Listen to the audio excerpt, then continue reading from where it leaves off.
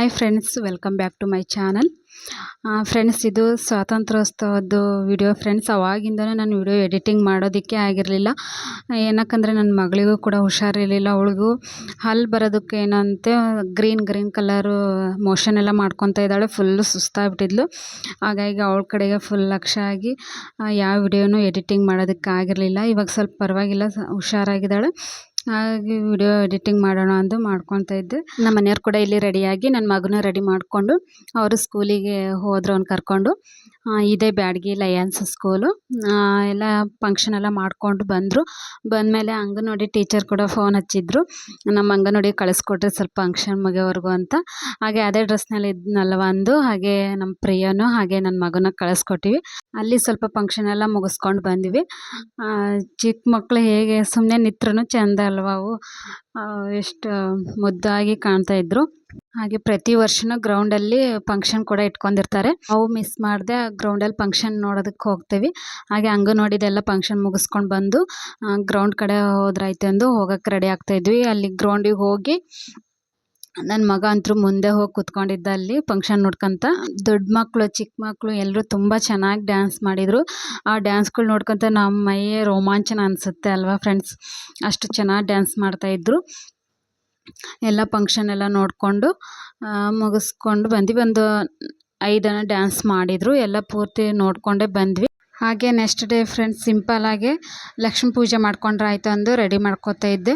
ನನ್ನ ಮಗಳಿಗೂ ಕೂಡ ಮೋಷನ್ ಎಲ್ಲ ಹತ್ತಿ ಫುಲ್ ಸುಸ್ತಾಗಿಬಿಟ್ಟಿದ್ಲಲ್ವ. ಹಾಗಾಗಿ ಗ್ರ್ಯಾಂಡಾಗಿ ಏನು ಮಾಡಬೇಕಂತ ಏನಿಲ್ವಲ್ವ ಫ್ರೆಂಡ್ಸ್, ಅವ್ರವ್ರ ಅನುಕೂಲ.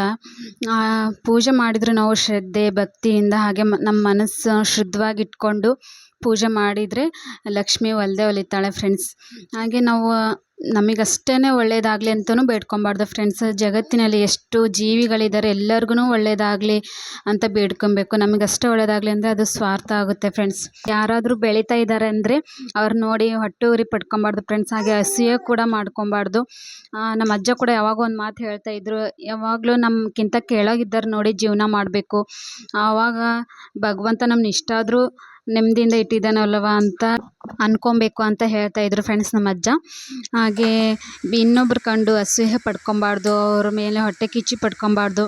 ಅದೆಲ್ಲ ಮಾಡದೇ ಇದ್ದರೆ ಭಗವಂತ ನಮಗೆ ಗೊತ್ತಿಲ್ದಂಗೆ ನಮ್ಮನ್ನ ಮೇಲೆ ಬೆಳೆಸ್ತಾ ಇರ್ತಾನೆ ಅಂತ ಹೇಳ್ತಾಯಿದ್ರು ಫ್ರೆಂಡ್ಸ್. ಬಂದರೆ ಉಡಿ ತುಂಬೋದಕ್ಕೆಲ್ಲ ರೆಡಿ ಮಾಡಿ ಇಟ್ಕೊಂಡಿದ್ದೆ. ಎಲೆ, ಬಾಳೆಹಣ್ಣು, ಕೊಬ್ಬರಿ ಬಟ್ಲ, ಅಡಿಕೆ ಪ್ರತಿಯೊಂದು ಇಟ್ಕೊಂಡಿದ್ದೆ. ನಮ್ಮ ಅತ್ತೆ ಕೂಡ ಉಡಿ ತುಂಬಿಸೋದಕ್ಕೆ ಕರೆಯೋಕ್ಕೆ ಬಂದಿತ್ತು. ಅವರು ಸಿಂಪಲ್ಲಾಗೆ ಮಾಡಿದರು. ಮುಂದಿನ ವರ್ಷ ಗ್ರ್ಯಾಂಡಾಗಿ ಮಾಡಿದ್ರಾಯ್ತು ಅಂದು ಮಾತಾಡ್ಕೊಂಡಿದ್ವಿ. ಹಾಗೆ ನಾನು ಅಲ್ಲಿ ಹೋಗಿ ಉಡಿ ತುಂಬಿಸ್ಕೊಂಬಂದೆ. ಅವರು ಸಿಂಪಲ್ಲಾಗಿ ಈ ರೀತಿ ಚೆನ್ನಾಗಿ ಮಾಡಿದರು. ನಾನು ಉಡಿ ಎಲ್ಲ ತುಂಬಿಸ್ಕೊಂಡು ಊಟ ಎಲ್ಲ ಅಲ್ಲೇ ಮಾಡ್ಕೊಂಬಂದೆ. ನೈವೇದ್ಯಕ್ಕೆ ನಾನು ಪುಳಿಯೋಗರೆ ಅಷ್ಟೇ ಮಾಡಿದ್ದೆ. ನಮ್ಮಮ್ಮ ಅಡುಗೆ ಎಲ್ಲ ತುಂಬ ಚೆನ್ನಾಗಿ ಮಾಡುತ್ತೆ ಫ್ರೆಂಡ್ಸ್. ನಮ್ಮ ಮನೆಯವರು ಹಾಗೆ ಅಂತಾ ಇರ್ತಾರೆ. ಹಾಗೆ ನಮ್ಮಮ್ಮಂಗೆ ಸ್ವಲ್ಪ ಹೊಟ್ಟೆದು ಸ್ವಲ್ಪ ಸಮಸ್ಯೆ ಫ್ರೆಂಡ್ಸ್. ಏನಾದರೂ ಸ್ವಲ್ಪ ಊಟ ಮಾಡೋಕ್ಕೆ ಹೊಟ್ಟೆ ಒಂಥರ ಉಬ್ರಿದಂಗೆ ಆಗ್ಬಿಡುತ್ತೆ. ಹಾಸ್ಪಿಟ್ಲೆಲ್ಲ ತೋರಿಸಿದ್ದಾರೆ, ಆದರೆ ಆರಾಮಾಗ್ತಾಯಿಲ್ಲ. ಅದಕ್ಕೆ ಏನಾದರೂ ಸೊಲ್ಯೂಷನ್ ಇದ್ದರೆ ಪ್ಲೀಸ್ ಕಮೆಂಟ್ ಮಾಡಿ ತಿಳಿಸಿ, ಏನಕ್ಕೆ ಹಂಗೆ ಆಗುತ್ತೆ ಅಂದು. ಡೈಲಿ ಒಂದೊಂದು ಗ್ಯಾಸ್ಟ್ರಿಕ್ ಮಾತ್ರೆ ಇಲ್ಲದೆ ಅವ್ರದ್ದು ಊಟನೇ ಇಲ್ಲ ಫ್ರೆಂಡ್ಸ್. ಶ್ರಾವಣದಲ್ಲಿ ಈ ಲಕ್ಷ್ಮೀ ಪೂಜೆ ಮಾಡ್ತಿರ್ಲಿಲ್ಲ ಅಂತ ಫ್ರೆಂಡ್ಸ್. ಫಸ್ಟಿಗೆ ನಮ್ಮ ಅಮ್ಮರು, ನಾ ಬಂದಮೇಲೆ ಸ್ಟಾರ್ಟ್ ಮಾಡಿದೆ. ನಮ್ಮ ಮದುವೆ ಆಗಿ ಈಗ 6 ವರ್ಷ ಆಯಿತು. ಇದು 6ನೇ ವರ್ಷ ಲಕ್ಷ್ಮೀ ಪೂಜೆ. ಇದು ಪೂಜೆ ಹಿಡಿದ್ರೆ ಕಂಟಿನ್ಯೂ ಆಗಿ ಸಿಂಪಲ್ಲಾಗಿ ಮಾಡ್ಕೊತಾನೆ ಇರಬೇಕಂತೆ ಫ್ರೆಂಡ್ಸ್. ಅಡುಗೆ ಎಲ್ಲ ಮಾಡಿಟ್ಟಿತ್ತು. ಅಕ್ಕಿ ಪಾಯಸ, ಹಾಗೆ ಮುಳಗಾಯಿ ಪಲ್ಯ, ಬಜ್ಜಿ, ಮತ್ತು ರೈಸು, ಅನ್ನ ಸಾಂಬಾರು, ಹಪ್ಪಳ, ಚಕ್ಲಿ ಎಲ್ಲ ಕರೆದಿಟ್ಟಿತ್ತು. ಹಾಗೆ ಶಿರಾ ಕೂಡ ಮಾಡಿತ್ತು. ಅಷ್ಟರಲ್ಲಿ ನಮ್ಮ ಮನೆಯವರು ಊಟಕ್ಕೆ ಬಂದರು. ಅವರಿಗೆ ಊಟಕ್ಕೆ ಹಾಕ್ಕೊಡು ಅಂತ ಇತ್ತು. ನಾನು ಹಾಕ್ಕೊಟ್ಟಿದ್ದೆ. ಸ್ವಲ್ಪ ಕೋಸಂಬರಿ ಕಲಸೋದಿತ್ತು, ಅದನ್ನ ಕಲಿಸ್ಕೊಡ್ತಾಯಿತ್ತು. ಅವ್ರು ನಮ್ಮ ಮನೆಯವರಿಗೆ ಎಲ್ಲ ಊಟಕ್ಕೆ ಕೊಟ್ಟು ಅವ್ರದ್ದು ಊಟ ಎಲ್ಲ ಆದಮೇಲೆ ನೆಕ್ಸ್ಟು ನಮ್ಮ ಮಾವ ಹಾಗೆ ನಮ್ಮ ಚಿಕ್ಕಪ್ಪ ಬಂದರು. ಅವ್ರಿಗೆ ಎಲ್ಲ ಊಟಕ್ಕೆಲ್ಲ ಕೊಟ್ಟೆ. ಇಲ್ಲಿ ಅತಿ ಸಸ್ಯ ಆಟ ಆಡ್ತಾಯಿದ್ರು. ಅಪ್ಪಾಜಿಗೂ ಹಾಗೆ ಚಿಕ್ಕಪ್ಪಗೂ ಊಟಕ್ಕೆ ಕೊಟ್ಟಿದ್ದೆ. ಚಿಕ್ಕಪ್ಪ ನಮ್ಮ ಅತ್ತೆಯ 4ನೇ ತಮ್ಮ ಇವರು.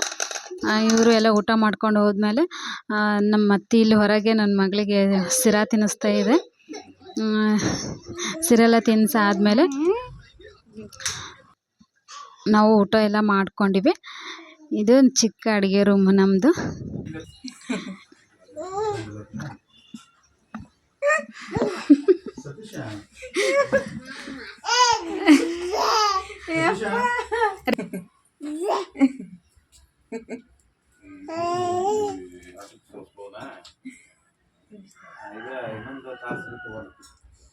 ಊಟ ಎಲ್ಲ ಮಾಡಿಕೊಂಡು ಸ್ವಲ್ಪ ಹೊತ್ತು ಕುತ್ಕೊಂಡು ಬಂದೆ ಫ್ರೆಂಡ್ಸ್. ಆಮೇಲೆ ನೆಕ್ಸ್ಟು ನಮ್ಮ ಅತ್ತೆ ಅವ್ವ ಇದು ಬಂತು, ಅದಕ್ಕೂ ಉಡಿ ಎಲ್ಲ ದುಂಬಿ ನಾನು ದೇವಸ್ಥಾನಕ್ಕೆ ಹರಕೆ ತೀರ್ಸೋಕೆ ಹೋಗಬೇಕಿತ್ತು. ಅಲ್ಲಿ ಏನೇನು ಬೇಕು ಅಂತ ಎಲ್ಲ ಕೇಳಿ ರೆಡಿ ಮಾಡ್ಕೊತಾ ಇದ್ದೆ ಅಮ್ಮನ ಹತ್ರಗೆ. ಅಷ್ಟರಲ್ಲಿ ಜ್ಯೋತಿ ಬಂದ್ಲು, ಎದುರುಗಡೆ ಜ್ಯೋತಿ. ಅವಳು ಉಡಿ ದುಂಬಿಸ್ಕೊಂಡು ಕರಿತಾ ಇದ್ಲು ಅಮ್ಮನ್ನ.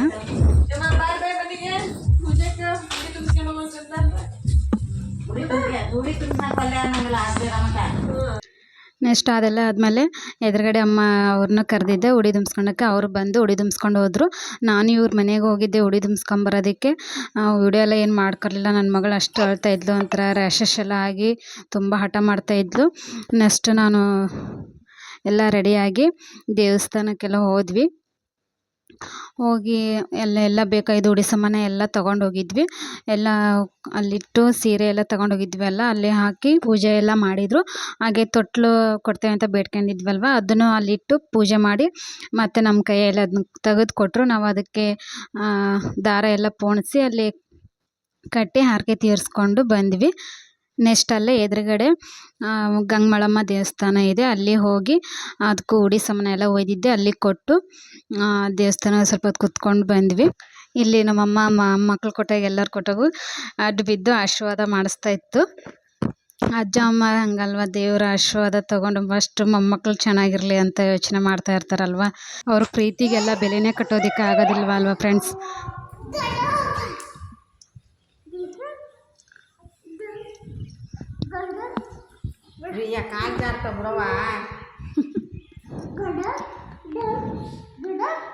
ಹಾಗೆ ದೇವಸ್ಥಾನದಿಂದ ಬಂದಮೇಲೆ ನಮ್ಮ ಆಂಟಿಯರು ಉಡಿ ದುಂಬಿಸ್ಕೊಳಕ್ಕೆ ಕರೆದಿದ್ರು.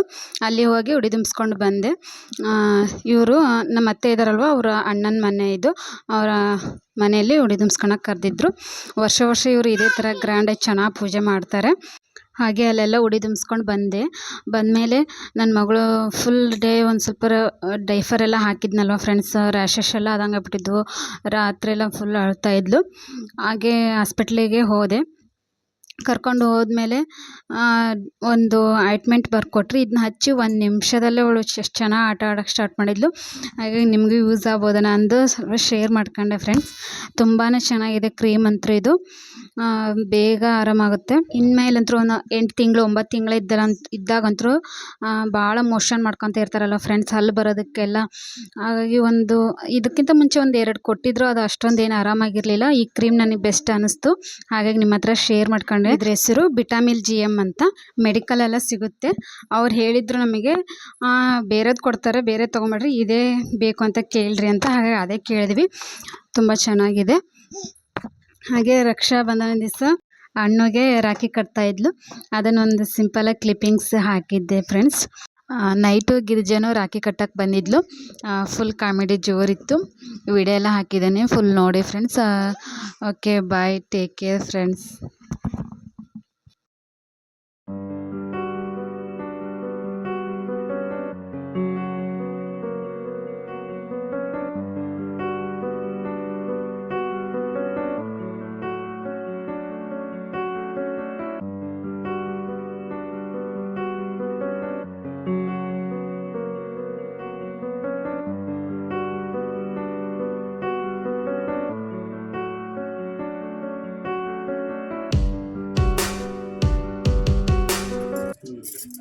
ಇವ್ರು ಯಾಕೆ ಚೆಲ್ಲಿರಿ ಅಪ್ಪಂಗೆ ಕಟ್ಟಾಳಲ್ಲ ಏನು ಕೊಡ್ಬಾ ಕೊಟ್ಟೆ ಕುರ್ಕುರು ಕೊಟ್ಟೆ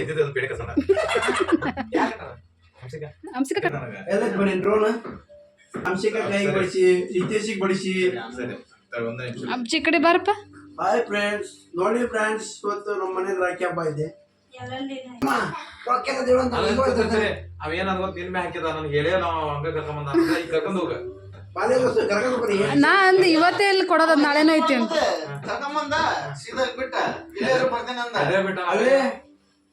ಸ್ಕ್ಯಾನರ್ ಐತಾಗ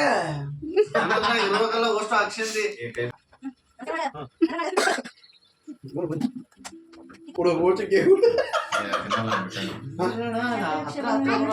ಪಾಪ ಸಲೀನ್ ಮಂಡ ಕೇಕ ಕಲೆ ಆಗಲ್ಲ ಒಟ್ಟ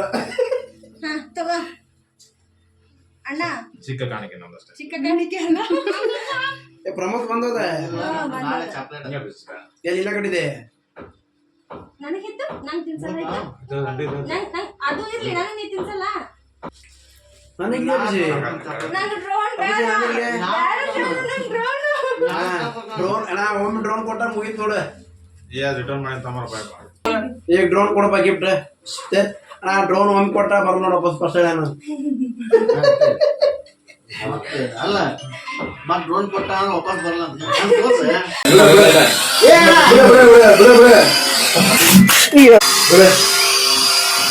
ಆ ಕಡೆ ಏನು ಬರ್ಬೇಕು ಅಂದ್ರೆ ಬಿಡ ಹಂಗೆ